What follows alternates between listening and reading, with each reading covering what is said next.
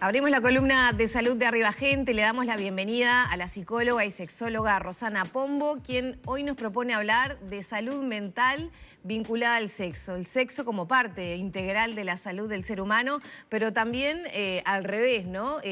Cómo cuidar la salud mental para tener un buen ejercicio de la sexualidad. Bienvenida, Rosana. Buenos días, ¿cómo les va? Muy bien. Bueno, un poco este tema surgió a raíz de la conmemoración mundial de la salud mental el lunes pasado y cuyo lema este año es justamente la salud mental y el bienestar como una prioridad global. Y nos parecía importante como justamente aprovechar esta temática para visibilizar también la relación que hay entre la salud mental y la sexualidad y viceversa, la relación de la sexualidad con la salud mental, porque sabemos que nos pasa mucho en la consulta clínica que la mayoría de las personas que tienen algún tipo de sufrimiento con su salud sexual, sobre todo en el tema de las disfunciones sexuales, hay una repercusión muy importante en su salud mental y viceversa. Es decir, es como, nosotros decimos que es como un círculo vicioso donde el nivel de ansiedad, de angustia, de elementos depresivos que conlleva el padecer una disfunción sexual, también hace que se agrave la propia disfunción sexual. Lo que nos dicen los pacientes es que por lo general, más allá de la causa orgánica o la causa mixta de las disfunciones sexuales, siempre tiene un cortejo psicológico. El paciente y la paciente en las consultas nos dice que afecta en general toda su calidad de vida un mal funcionamiento sexual. Tanto la eyaculación rápida como la disfunción eréctil, la anorgasmia, el vaginismo.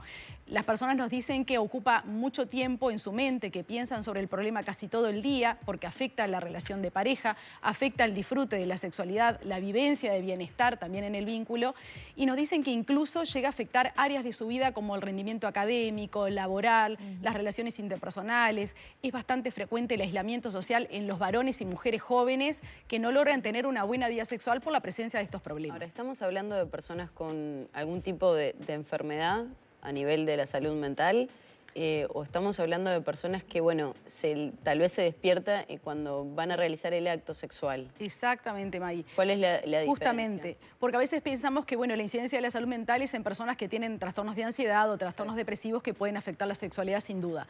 Pero lo que vemos es que las personas portan un montón de prejuicios, de mitos, de falsas creencias en todo su desarrollo psicosexual. Entonces, las personas jóvenes cuando inician sus relaciones sexuales van con una carga de exigencia y de presión por el rendimiento más que por el disfrute, y si eso lleva a un resultado fallido en esa relación sexual, no haber podido lograr la penetración, haber eyaculado rápido, las mujeres no haber tenido un orgasmo, eso empieza a generar ansiedad, elementos de angustia y depresión que a su vez agravan ese problema sexual y los hace venir a la consulta. Está bueno quizá repasar esas creencias quizá más frecuentes para evitar que a veces que le pase algo que es muy normal, termine digamos, concretando un malestar emocional que se agrave, ¿no? Totalmente. Por eso decimos también en la consulta que no hay que subestimar que cuando vemos que la causa es psicológica, decimos, no, es psicológico, ya se te va a pasar.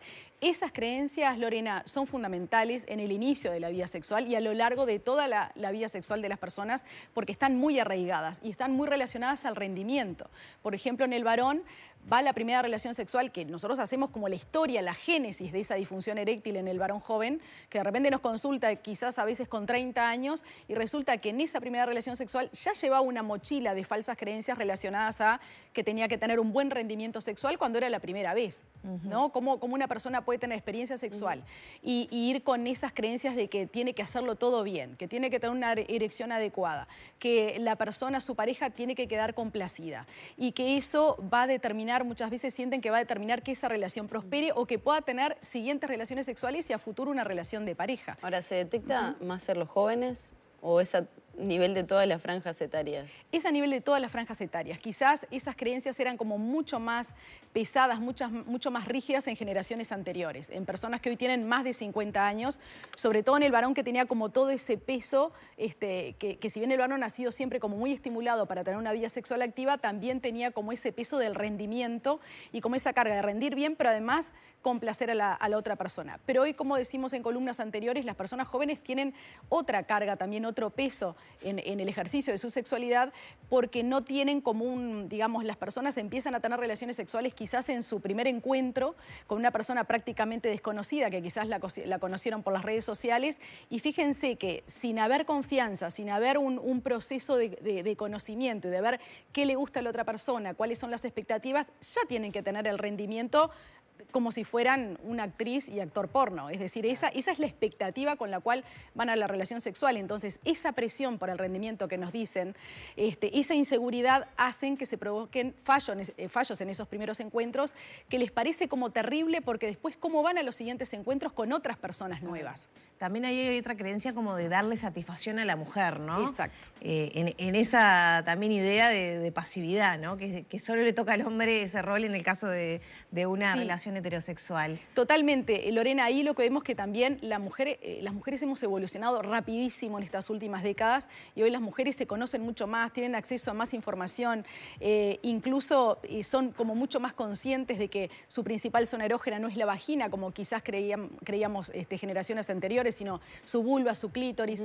Entonces también hoy toman la iniciativa, han logrado salir de ese papel pasivo, pero a veces queda como mucho en la teoría, como mucho en el pensamiento, pero más superficial, pero a la hora de la relación sexual seguimos como con ese peso de que el varón se tiene que dar cuenta, de que el varón en las parejas heterosexuales tiene que saberme llevar, tiene que descubrir, tendría que saber antes de conocerme, saber qué es lo que yo necesito. Ahora, Rosana, esto lo planteas desde la pareja heterosexual. Sí. ¿Con las homosexuales pasa lo mismo? Con las homosexuales sí, incluso nos dicen las parejas homosexuales, o sea, las personas que tienen la orientación homosexual, sobre todo en el varón, creo que en la mujer es más fácil el entendimiento. En el varón nos dicen que es como una relación, que la expectativa es como una relación mucho más carnal y más con una expectativa de rendimiento, de penetración o de diferentes estímulos sexuales, pero no hay tanto desarrollo del vínculo, por lo menos de un vínculo mínimamente afectivo y de confianza donde las personas se sientan cómodas.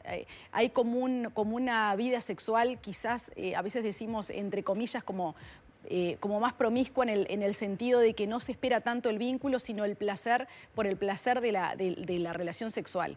Entonces la expectativa y la presión es mucho mayor, porque lo que siempre decimos es que el varón tiene la creencia de que la relación sexual solo la puede lograr con la penetración, es como falocéntrica. Entonces, si ese pene no está con una erección adecuada, si no hay control eyaculatorio, entonces va a ser un desastre ese rendimiento.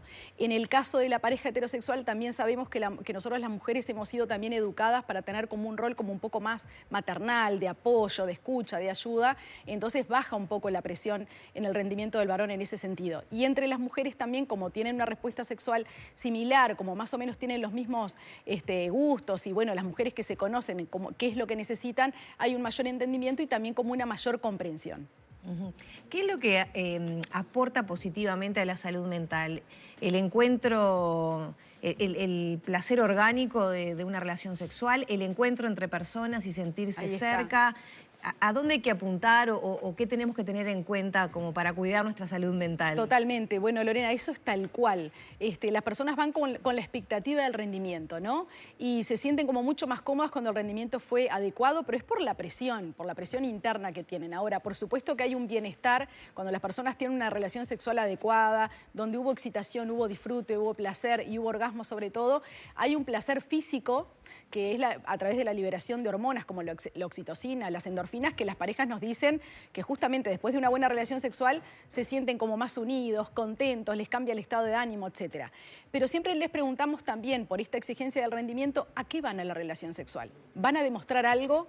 ¿Van justamente a sentirse aceptados y aceptadas? ¿O van a un encuentro donde se tienen que dar como varias cosas? Y lo que nos dicen los seres humanos es que van al encuentro, o sea, si lo piensan en profundidad, todos tenemos la necesidad de un encuentro mucho más integral, donde haya más conexión emocional, aunque sea una relación sexual de una sola noche.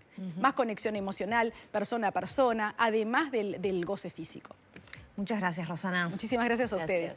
Cerramos por aquí la columna de salud sexual apuntando entonces a la salud mental. Ya pasan 8 minutos de las 10 de la mañana.